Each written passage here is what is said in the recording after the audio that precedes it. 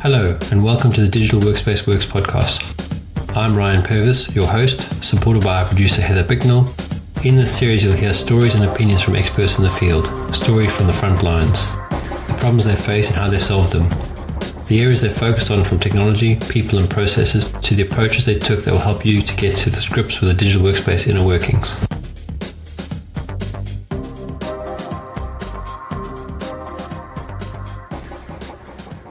Hey, I'm doing well. How are you? Yeah, good, thanks. Well, I was thinking this week that, we've been talking so much about generative AI lately. We should probably take a break from it. And then, of course, Microsoft announced Copilot. They did their big launch. More news is coming out about people trying Google Bard. So I feel like we can't not talk about it. It's like potentially one of the biggest technology advancements to happen in, productivity tech in, So I'll give you a different, I'll give you a different point of view on it, which is one that I hadn't even thought of. So if you're in this space and you don't know what ChatGPT is, you'd be laughed at because everyone knows. Like if you're in tech, everyone knows. And if you're not using it, it's not necessarily a bad thing, but at least you've tried probably once or twice or whatever. Some people are, admittedly talking to some people in different groups, trying to figure out the use cases to use it versus people like me who just use it all the time that I'm actually so reliant on it. I'm nervous not to have it because it's been such a boon for me. But the perspective I actually wanted to give you is what happens if you're not in this space and you still don't understand all this stuff? What are you doing? And I'm thinking about people that I've chatted to that are still struggling with using Excel and PowerPoint and sending email and all those things that we take for granted. And now you're going to have this other thing that you could just tell it you want a 10 slide presentation based on your Word document, and it's just going to generate it for you. I mean, that's like magic. It is magic. I mean, Microsoft made this point. I think the average user uses I don't know if it was 5% or 20% of PowerPoint's capabilities. But if the AI is doing it for you, you don't need to know the actual, how to navigate the user experience, how to use the more complex parts, the power behind tools like PowerPoint or Excel. That skills gap is lessened if the AI can help you with it. Yeah, and which is a good thing for barrier to entry.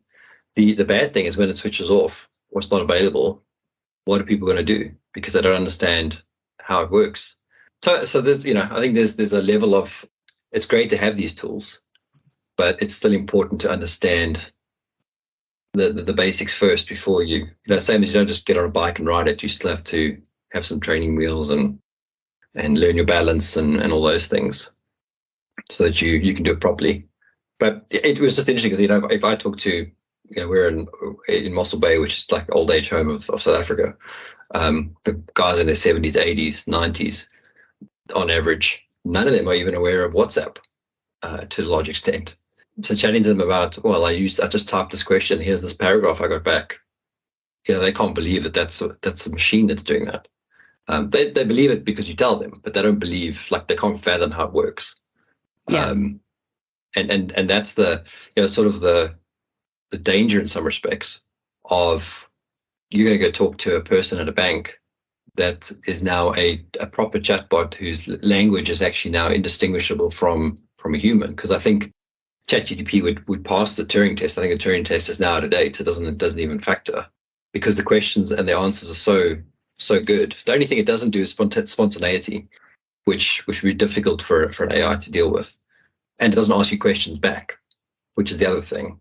It tries to answer what you've asked. It doesn't ask you why you asked that question, and maybe interpret the question with your body language and all that kind of stuff. But it's a scary step forward in some respects because I think it's going to leave a lot of people behind. Yeah, no, I think you bring up a really good point about will people even realize that they're talking with AI anymore? I think that's where sort of some of the AI ethics piece comes in, or how do we use AI responsibly? How do we control it on the internet? You think about things like deep fake images, or the ability to make like a video recording of a politician basically saying whatever at this point, and people, you can just spread that on Facebook or whatever, and people will believe it if they're not aware of how far technology has come, if they're not thinking critically. So there's definitely a danger there for sure. Yeah, I mean, some of the images that have been generated. I've seen a couple things on Facebook and LinkedIn. Fake people being generated for modeling. If you think about the sort of memes and all that kind of stuff that we created, someone's got sat there and made it. Now something's going to generate that. So the volume of data being created will increase exponentially now, because you don't have to wait for someone to draw it. You can tell the AI to draw it. It can generate it. It can come back to you. It doesn't have to be perfect, but it's enough that you will probably accept it as is. Yeah, that's frightening. And this version 4 that's coming out of GDP, I was talking to someone about it this morning. He was saying, he'd written a piece of code one way. He gave the same code to the engine and asked it to turn it around and give it to him in a different format. It turned the whole thing around in 13 seconds. That would have taken a junior dev, medium dev, a 1 to 2 week thing to do. And there would have been quality problems. This thing wrote it perfectly. It just completely changes so many things. It's scary. The amount of startups that are starting just because this thing exists, also crazy, because you could just do it now.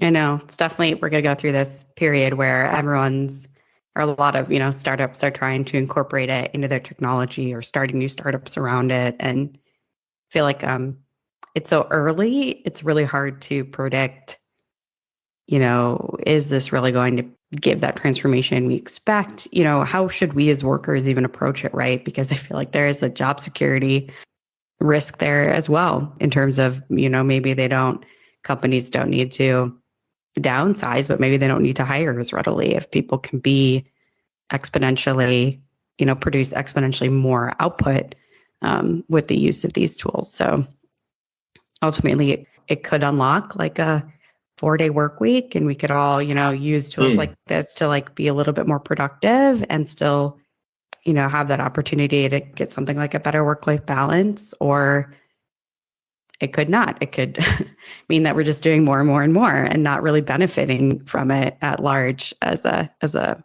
working class, I guess.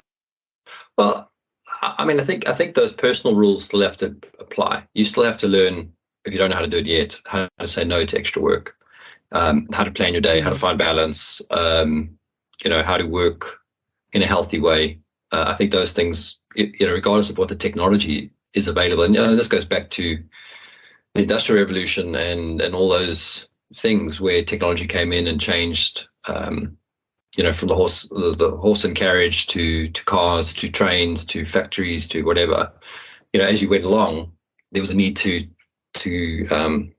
manage yourself, and obviously, as things have modernized and that human rights have become more front and central and all those things, having an AI that can help you do your job. You're a copywriter, you need to write some text. Why not have it generated by an AI that you're fact checking and then rewording certain things so that it's more your way of saying something, but it's generating what you need. And because most of the stuff, especially if you're putting stuff in the public domain, in that language model, you can tell it to write it like you would write it. In fact, the test that I still want to do, I was thinking about it in the shower this morning, is I want to ask it if it knows who I am and if it can write content in my voice, and see if that would work. Because I've got public content out there, you've got public content out there. It would be quite funny if it could do that, because then you could be rough and ready and just put some stuff down and ask it to rewrite it in your voice, and all of a sudden you're actually generating your own content just in a highly efficient way. And I think it will open the door to 4-day work weeks, or more results orientated stuff. And I think the biggest risk is the lack of skilled people. And I told you the story about the guy that drives me, and he's got no skills and all the rest of it. That gap just gets bigger and bigger now, because you need to have some level of knowledge, some sort of skill to understand what you're seeing when the text comes back to you from one of these engines, to use it. If you don't have the other fundamentals first, then that becomes even further to get. But, hopefully it's not the case, and hopefully that this opens the door to people where they can ask for complicated topics to be explained simply, because now there's something that can do it for them. And if it's a multi-language model, having something in English explained in another language, Zulu or whatever, might also be helpful. So yeah, it's the potential's there. I just hope it's a good one. Definitely. I do think there's a funny potential for like sort of circular analysis that happens with all of this. So we use tools like Microsoft Copilot to generate large amounts of text, right? And then we send it out in an email, and then someone receives the email and they use Copilot to summarize the key bullet points and on and on. So it's like you're only ever getting the regurgitation of the summary that you started with is sort of how it could definitely work. And I don't know what some of the implications of that are in terms of it's almost like a game of telephone, right? And is some of the context going to degrade as people continue to try to, in the sake of efficiency, not ever have to engage with large, bodies of text? It's a very good point. I hadn't even thought about that as an example, but it's such a doable thing. So I'm on a few WhatsApp groups that have just been created, and you guys are writing text and you're reading the text, and when you're reading the text, you obviously are contextually thinking about it for the person that you're speaking to, and you don't know all these people because they're new, so you also don't know where they come from when they make a comment. So you can misinterpret something potentially, and you could ask for clarification. But if you're starting to use something else that's doing that interpretation for you to summarize it, that definitely can go the wrong direction. I think that's one of the biggest problems with these sorts of engines. I mean, and they mention hallucinations, which as a sort of concept for the inaccuracies that you're going to get out of these generated engines, where it sounds so confident, but actually below the level, it's not there. And that could be a problem. I mean, you as you say, you write an email, it gets interpreted, you get the summary is incorrect from the original content. How are you going to know if it was summarized for you unless you go check the original document, which means you now doubled your time instead of halved your time on that item. So I guess it's a horses for courses thing. Don't use it everywhere. But I still find it hugely valuable. I've got 10 or 20 things in a day that I've put on a list that gets populated for me through the ChatGPT engine, that when I get it, it's cut out the thinking time per se, because I can now just review it and put it in the right format. I built that, I don't know if you saw it, an OKR generator, because I'm always doing OKRs, always. And I've got a whole prompt thing that does everything for me. And I thought, well, that's probably something that people would use, because that's probably one of the hardest things to do, is to write an objective and the key results when you're starting a new project. Once you've done a few, then it's easy. You're like, oh yeah, I know where I'm going, etc. But just to get going, and I use it all the time. And I've shared the link, and I'll send it to you if you haven't got it. But I think that's huge. Just to have that thing generate for you gives you that freedom back in your day. And yes, you could take on more work if you wanted to, but that also, I think, is back to the situation you're in. I mean, if you're doing more work in less time, and you can, I'm at the beach at the moment. It's a pretty windy day, but I could take the kids to the beach this afternoon because I finished all my work, because I got through it, 3, 4, 10 times faster. Yeah. I mean, it's definitely something we're all going to have to figure out. How do we make it work? How do we take advantage of it in the best way, assuming that the beta that Microsoft is in with those few select companies now for Copilot, assuming that it goes well, assuming organizations are willing to adopt it, and the security and I guess ethics concerns don't prohibit that use in business. But I feel like the potential for unlocking so much productivity is there that I feel like it will get adopted, and we'll have to see. I mean, it's basically like what happened when we got personal computers, right? It's the same sort of leap forward, I think. Yeah. And I mean, in some respects, and this comes back to my point about the skilled, unskilled people, is, the advent of the computer and the personal computer. Initially, there was a financial constraint and a size constraint, because the first computers were so big and so expensive. And as they, miniaturized and modernized, they became cheaper and more accessible. This is already a fairly cheap thing if you think about it for the end user, because ChatGPT is free. Okay, not always online if it's free, but you can pay $20 a month in dollars, I think, or pounds. Then you have premium access. Then it's available all the time. You can go through the APIs, which you pay a very small amount for. So the accessibility to that capability is easy. I mean, it's 4 cups of coffee a month, or maybe 3 in the UK at the moment. But if you had to go build your own language model, you'd never have the money as an individual. It'd have to be in a big corporate, and even then, it's a huge investment. So, you can only see. I mean, the thing that I am worried about is, OpenAI as an organization, heavily. I mean, they only ever talk about the Microsoft investment, but their ethos and what there are, whatever. I don't think anyone's actually dug into it. I know I haven't, but I know when Elon Musk was involved, he was all for openness, transparency, and all that kind of stuff, and he separated away from them at some point because that wasn't the case. And that is the challenge. If you've only got a few models that are doing this, you've got Bard and you've got ChatGPT or whatever it is, there's going to be a need for regulation. And specifically on privacy and all that kind of stuff. And I think that's the only part that's not clear. And you mentioned ethical stuff. I mean, I think that's the other thing. If you're asking questions like, you're asking questions around something that's not necessarily illegal, but you're asking it to see if it is illegal, that could potentially, be used against you. And I'll use a really bad example of this, but it's quite a serious thing. Going down the route of a sort of thought police. There was a YouTube clip I was watching of a lady that was arrested in the UK. She was 150 meters from an abortion clinic, and the cops arrested her because she was in the vicinity. There's some law that you can't be within that range of the clinic, and basically they arrested her for thinking about having an abortion. And I can't remember the exact thing, but she had to go to court. She won the case, etc., etc. But it was quite a serious thing. Now, that was something that was happening inside her head. If you're typing something into a language model, like, I don't know, trying to think of something that won't get me into trouble, whatever it is this illegal or legal to do da-da-da-da, and someone picks up on that, and it's a serious offense, let's say, some terrorist attack, whatever it is, but you're just asking the question because you're curious, not because you're actually thinking about it, versus someone that's actually got a malicious intent. How would that be handled? Would you be flagged up to your local authorities because you've asked that question, or they just let it go through because it's just a question?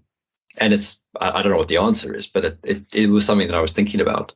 Yeah, there's a lot of potential for these things to go in scary directions, I guess. I mean, it's sort of an extension of the internet then. Obviously, there's a ton of horrible content out there about how to do terrible things, but if the AI can help you kind of cut to the chase faster, it's definitely generate, new potential things to go south. It's I